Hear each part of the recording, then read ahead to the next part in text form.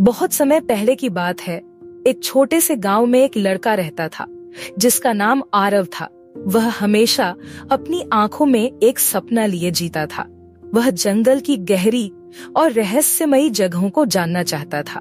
गांव वाले कहते थे कि उस जंगल में एक पुरानी सोने की खदान छुपी हुई है, लेकिन कोई भी वहां जाने की हिम्मत नहीं करता था, क्योंकि लोग कहते थे कि वह जंगल अद्भुत और खतरनाक है। आरव के दिल में उस जंगल के बारे में अनगिनत सवाल थे। वह जानता था कि अगर वह अपनी मंजिल तक पहुंचने की हिम्मत जुटाएगा तो एक दिन वह इस रहस्यमयी जंगल का राज जरूर खोजेगा।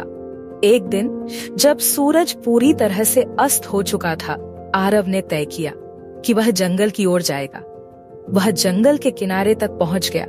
वहां पेड़ पौधे जैसे उसकी ओर इशारा कर रहे थे, जैसे वो भी उसकी मदद करना चाहते हों। जंगल की गहरी शांति में आरव ने अपनी यात्रा शुरू की। धीरे धीरे वह जंगल के अंदर घुसता गया।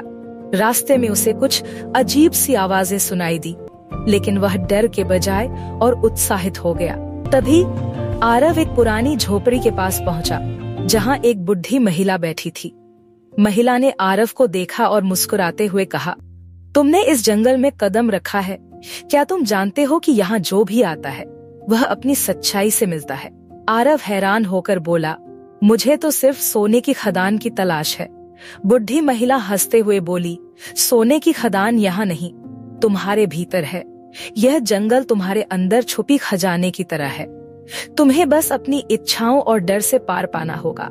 आरव को थोड़ा समझ में नहीं आया, लेकिन वह महिला की बातों को सोचते हुए आगे बढ़ा।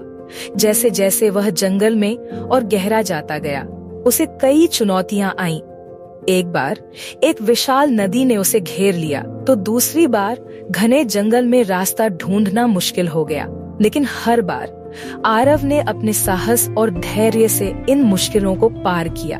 अंत में आरव एक गहरी गुफा के पास पहुंच गया, जहां उसने देखा एक चमकता हुआ पत्थर। वह समझ गया कि वह गुफा वह खदान थी जो उसने कभी सपने में देखी थी।